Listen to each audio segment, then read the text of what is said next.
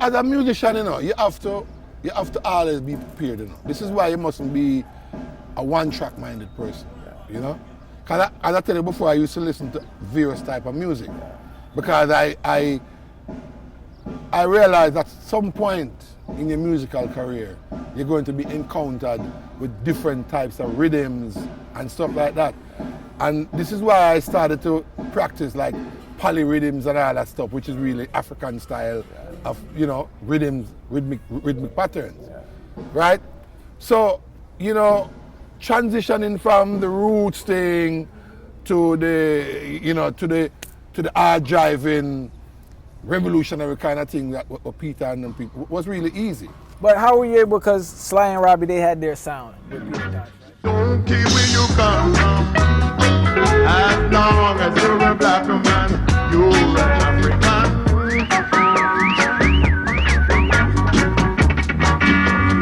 My new complexion, you've got no rejection, you are an African.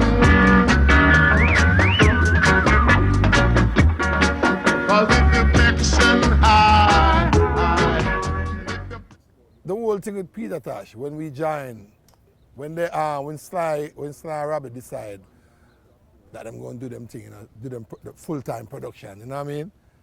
Me and Fully, we are just like about, I think, a week, maybe 2 weeks. I think we're like a week. We had a week or maybe a week and a half just to do the rehearsal, right? But how that came about, the keyboard player who was playing with Peter at the time, Keith Sterling, right? We used to work together in Soul Syndicate. And he was the one who actually recommended us and said, because when Sly and Robbie was going to leave, they said, well, who we going to get that can learn these songs in a short space of time? And Keith Sterling said, Santa and Fully. And the Peter Tosh song is not no 3 minutes or 7, 10 minutes. No. And all these arrangements and all these things, right? And he said to them, look, when he was working, when we worked together, he was amazed at how, because we used to back a lot of artists, like stage show. And he was amazed to see us, each artist would come in with an album, with an LP back then. And we would rehearse 3, 4, 5 albums and remember the songs to go do the show tomorrow. He said that was a unique thing that he discovered. And he said, those are the only two people who can learn these songs within this window of time, this short window of time. And we did it. We did like a week in Jamaica, something like that.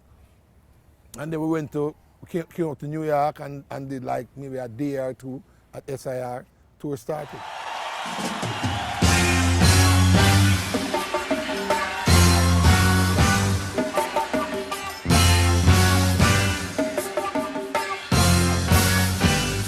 I don't care where you come from, as long as you're a black man.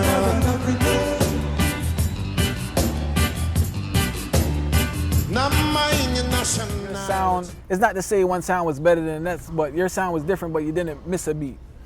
Well, fans weren't like, oh, it's different. Like, they really took to it, and you had a whole different run yourself. You know? Okay. So the difference between what I did and what Sly did, Sly have a totally different style from me, right? But what I did, when they send me the material and say, okay, these are the songs, even though we heard the song before. Yeah. But this is the first time now that was put in front of me that, okay, you're going to play these songs now. Yeah. My approach is listen to the song and play the song the way it is, on record. Real quick, were you traveling with anybody prior to Peter Tosh, or you just more around Jamaica doing stuff? Yeah, well, I was doing things with Big Youth, of course. I was the original Archangel, Soul Syndicate, and, you know, I was just doing different things, but mostly studio stuff, you know? But Peter Tosh, because Peter Tosh was like very big at that time. Yeah. And the funny thing is, I had done a recording for him earlier. Which song? As an introduction to him starting his band. I was supposed to be his drummer. Yeah. At the time, I was playing with Jimmy Cliff. His answer, so I couldn't make that transition because I was already working with Jimmy Cliff. The song is called Catchy Shubi. Come make we play some Catchy Shubi. And when me Shubi,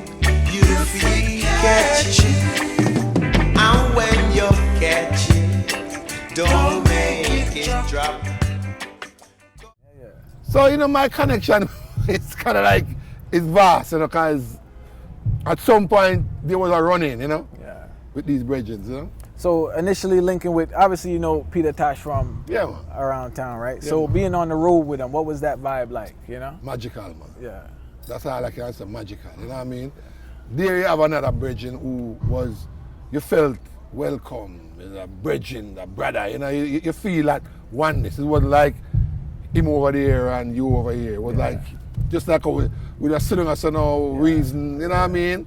Yeah, but again, Peter was really focused and was really serious about his intentions as far as the world and people and. Do you think like you know? Peter Tosh was misunderstood by most in regards to how he presented himself? Yeah, because he was so aggressive. A lot of people would maybe think he was anti this or anti that. Yeah. He was anti-evil. You know, he was just a man who just talking to people, whether you're black or you're white. He never really care about, you know, I never one day hear Peter say anything about him don't like white people or him don't like Chinese or him don't like, I never one, and I've been around Peter for a long time, you know what I mean? Yeah. And I've never heard him express any kind of racial kind of thing. It was just about, if I hear him talk about vampires and them things, which he was just talking about whoever. It could be a black vampire, it could be a white vampire, it could be a Chinese, it could be an Indian, whatever. He was just talking about a general, because in everything he was good and bad. Yeah. But as I said, working with Peter was really, for me, a special time, you know? Yeah. Very, very special time. We want to clear up some things, because we spoke about it earlier in regards to people that write books and this and that, and they're writing it from, they're not there with the man. You were there with the man, right? Yeah. Now, after I know he had a couple run-ins with the police, but after the last bad one, right? Do you think that affected his psychological state on the whole? No, it only make him more driven. Yeah. Only make him more focused on what he needs to do, because now him see that he's trying to do something that is good, that is edifying, but here it is. The same thing again, the devils, the vampires trying to fight him, to suppress him, to, you know what I mean? So he was more driven. A lot of people, you will run into a lot of people who say some stuff that they just hear somebody else say. They wasn't there. So if you talk to people and they say some things, they say, were you there? No, but the bridging round us tell me, say, you kick him to the curb. Because this is how they embellish one conversation and they add on to it. You'd have 10 people relay a message. It's going to be relayed in 10 different ways. So the thing is this, Peter was going through financial struggle like anybody else. But I never see him like change up and down. He was just focus on, you know, he used to say, look, things are going to work out. And Peter Tosh was positive about how he was living. I mean, if something else was going on in the background where he was kind of like a different person when I wasn't there or around some corner, then that's different. Yeah. But the Peter that I knew, he never exhibit any sign of being crazy or melancholy or, you know what I mean? Yeah. If you mess with him, because Peter is a man.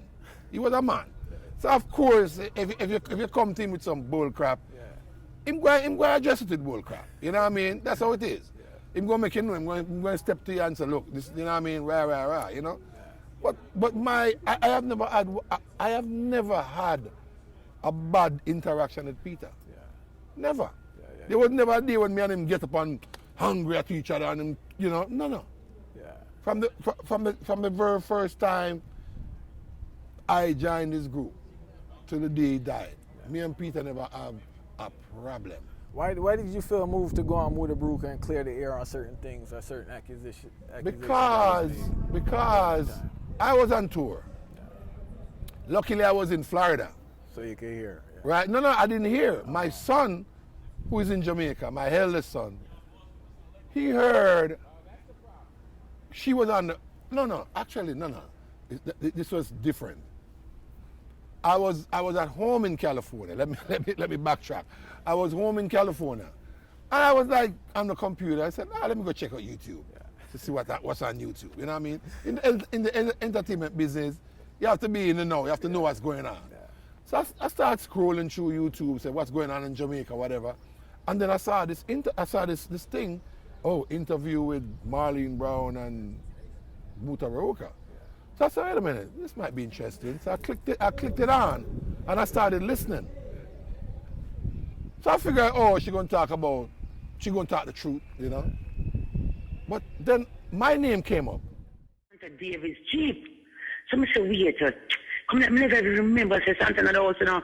We won't go to Santa, I say, Santa, Peter alive. Help me now, we can't save Peter, you know. Don't drive off and leave us. Help me carry Peter go hospital now. Santa say, you know, so me not help when I come get shot, you know. A straight hospital, me have a Marley. Me not help when I come get shot. That is the exact word that Santa used to us. I say, when the man drive off the Jeep, now hang on the Jeep, so try to stop Santa and say, nah, stop. I'm like, wait a minute, how did I get into this? She started saying, the part that got me is when she said, after the incident, she asked me, she's telling the world, that she asked me to help. And I tell her, I say, the words in Jamaica, me not help nobody. Yeah. That's what she said. Me said to her, you know. Right? But this is only because out of all of the people except for Peter and Free Eye, I was one of the more visible ones out in the world. So in my mind, I just figured this girl wanted to get me on a bad side of the world, me being a public figure then. You know what I mean? You know? And I'm wondering, why would she do that? Because she's saying to the world that she asked me to help take Peter to the hospital, and I tell her I'm not helping anybody, which was totally false. Because the first and last conversation I had with that woman was after the incident happened. After the shooting, I got shot, everybody got shot. One man died on the spot, two still struggling for them life. When I got up, right, I got scared, so I run to like a back room. It was just kind of like pandemonium kind of vibe, you know, like a survival mode. And I get up and I kind of say, you know what, let me get out of this room for a minute. And I run to their bedroom, right? And I hid in a bathroom, kind of like crazy, because you're trapped, you know what I mean? But it was just a thinking at the time. And then I kind of felt like, wait a minute. I thought I lost my arm, you know? Because at that point, I wasn't feeling anything here. Everything, this whole side was like numb. So I'm like, so I said, oh, my arm is still there, but why the hell am I not feeling anything? By this time, I realized I have a bullet in me, and I have what they call I'm drowning in my own blood. See what I'm saying? I have internal bleeding. Ask any surgeon about internal bleeding, and they will tell you what that is. If you don't get immediate attention, dead, you're gone. And then, good thing I got to the hospital when I did, because I started feeling thirsty. I started feeling real hot and thirsty. And I started asking them for water, and they were like, they didn't even look at me. It's the next day I realized why they never give me no water. Them said, look, Mr. Davis, if we had given you any water to drink, that would enhance you drowning on your own blood. I'm like, whoa. They gave me a little, you know, the tasting thing with two little sip. That's what them give me the next morning. What was the whole aftermath, not with recent, back then, what was the whole aftermath in regards to the word on the street, your transition now, your career, like, because Peter Tosh got killed, obviously you're in the band, right? Mm-hmm. But the people that killed him were on the street at the time. So what was the word on the street amongst the people? Were people talking? So I heard they were on the street. I heard they got killed. I heard, the only one guy I know about, he's in prison, supposedly. He's in prison right now, which was the ringleader. You know what I mean? But I hear a lot of stories that people get killed and people disappear, whatever. You know, it's kind of hard because Jamaica is a weird place, you know? Once one man says something, everybody run with it, and everybody just start, it just gets out of hand, you know what I mean? So I didn't even bother pay that no mind, because at one point, there was all kind of security around me, soldiers, I mean not soldiers, but police, You know, they was securing me in the hospital because them don't know if it was a larger scale thing, hit or whatever. So I was like, really? I mean, what did I do to warrant that kind of thing? Anybody who know me know that Santa Davis don't get mixed up into crap. Me don't get me try to be cool with everyone. How long was the recovery till you could start playing comfortably? You know what? Like, what was that whole experience like? Because you weren't able to work. So like, what was the whole? No, you know something? It was a couple of weeks, you know. And I went and did a show with I used to work at Aineka Musi on and off back then, you know what I mean? And I went and do a show with him. I still had bandage on me. Because I had this bullet in me and it was something in my head said, look, you have to go play to see what kind of reaction your body is going to give you. And I went and I played, and after I was done, people was like looking at me like, you're one crazy. You know what I mean? Because they were like, you played harder than I've ever seen you play before. And I was intentionally doing that to see how my body was going to react, because the word was out that, boy, Santa can't play drum again, Santa cripple up on this, that, whatever. You know what I mean? So I said, well, let me dispel all that idea. So I went and I played like harder, because I'm still walking with a bullet in me right now. You see what I'm saying? But, you know, boss, I mean, it was a hellish experience, and even to this day, you know, it's not something where you can just, like, put it to the side. You can do that, but it's still there, you know? It's just that it's not, I don't let it affect me. Like, oh, you know, people have the post-traumatic stress disorder and them kind of thing. I deal with it, you know. It's something that I question every time. Why? You know what I mean? Why would something like this happen to such a person who was actually advocating for the voiceless? People who couldn't really express themselves. Here it is, you have one man who willing to step up. Look on the marijuana thing today. He's one of the first man him get beaten within an inch of his life to defend the use of what them call marijuana today. Right? Do you laugh sometimes when certain artists, or you see younger people say they're revolutionaries, and you've been amongst Peter Tosh, who really is a real revolutionary? The man a revolutionary. I and I have to set up this country here and eliminate all those shit stem that black poor people don't live in confusion, because hungry people are angry people. I am not a politician, but I suffer the consequences. See?